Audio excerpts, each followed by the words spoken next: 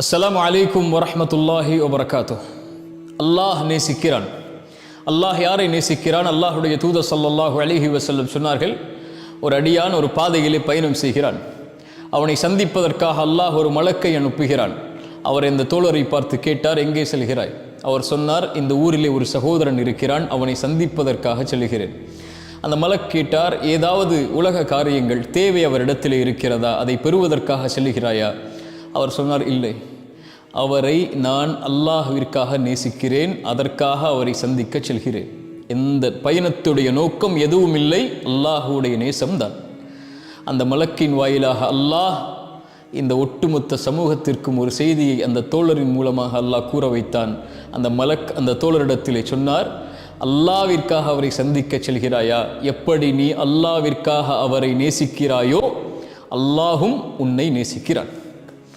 அல்லாஹ்விற்காக முஃமின்களை நீங்கள் நேசித்தால் அல்லாஹ் உங்களை நேசிப்பான். ரசூலுல்லாஹி ஸல்லல்லாஹு அலைஹி வஸல்லம் அவர்கள் சொன்னார்கள், இந்த 3 தன்மைகள் யாரிடத்திலே இருக்கிறதோ அவர்கள் ஈமானுடைய சுவையை சுவைப்பார்கள்.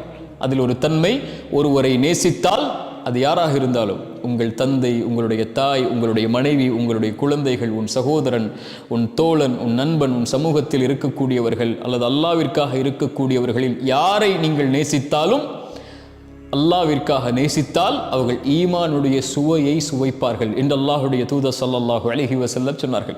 அல்லாஹுடைய தூதர் ஸல்லல்லாஹு அலைஹி வஸல்லம் சொன்னார்கள், அல்லாஹ் நாளை மறுமையில் அர்ஷின் நிழலை கொடுப்பான்.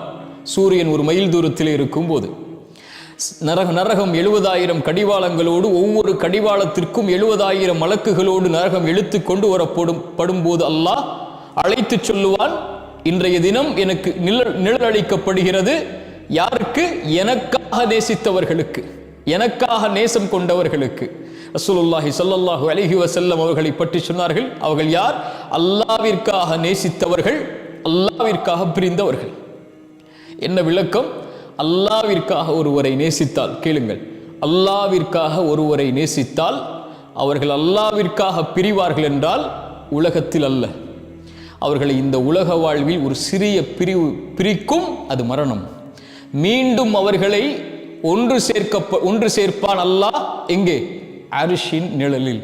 அந்த பிரிவு குறுகிய கால பிரிவு தான். அல்லாஹ்விற்காக நேசித்தவர்கள் ஒருபோதும் பிரிய மாட்டார்கள். ரசூலுல்லாஹி ஸல்லல்லாஹு அலைஹி வஸல்லமுடைய வாழ்க்கையில் எத்துணை மரணங்களை அல்லாஹ்வுடைய தூதர் சந்தித்திருக்கிறார்கள்.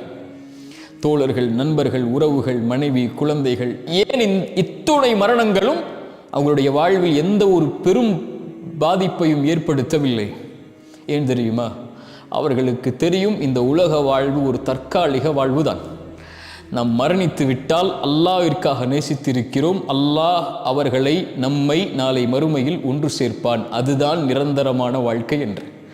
உங்கள் தாயை நீங்கள் அல்லாஹ்விற்காக நேசித்தவர்கள் இந்த உலக வாழ்விலிருந்து பிரிந்து மரணித்திருந்தால் கவலை கொள்ளாதீர்கள், இது தற்காலிக பிரிவு. உங்களுடைய தாயை மறுமையில் நீங்கள் பார்ப்பீர்கள், அல்லாஹ் உங்களை அர்ஷின் நிழலில் ஒன்று சேர்ப்பான்.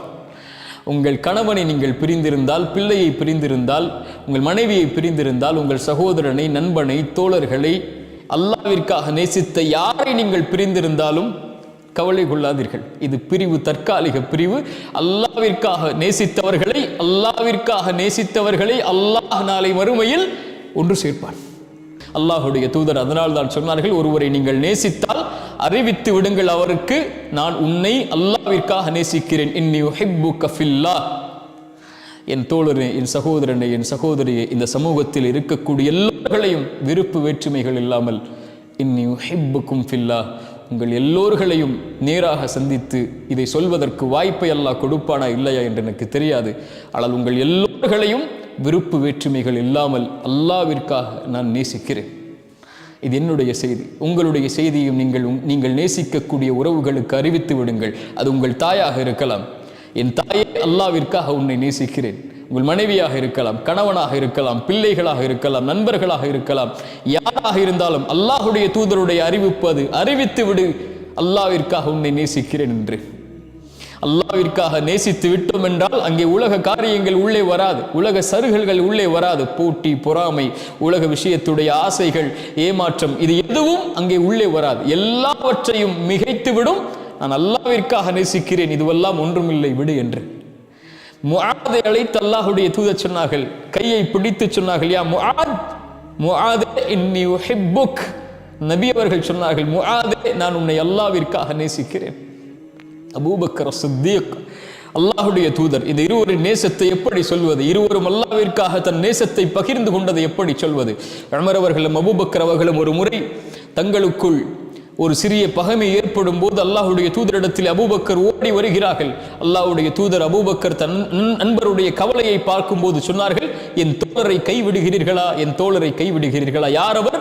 மக்கள் என்னை பொய்யன் என்று சொன்ன போது என்னை உண்மைப்படுத்தியவர் அவர். அல்லாஹ்விற்காக மக்கள் என்னை ஏற்றுக்கொள்ள மறுத்த போது என்னை ஏற்றுக்கொண்டவர் அவர், ஈமான் கொண்டவர் அவர்.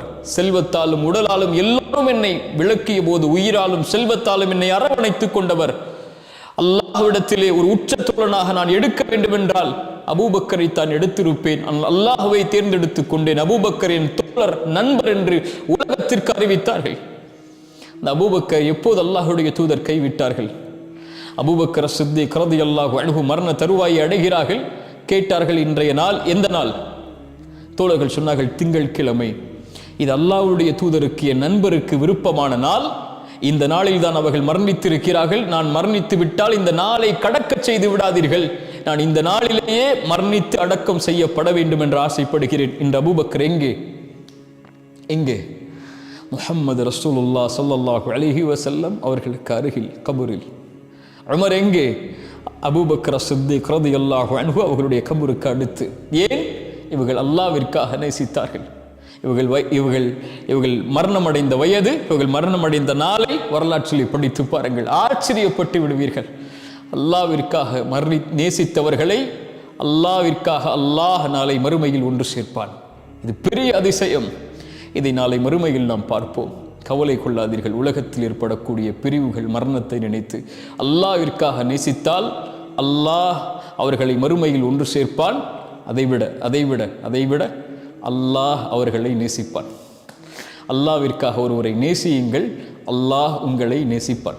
அஸ்ஸலாமு அலைக்கும் வரஹ்மத்துல்லாஹி வபரகாத்துஹு.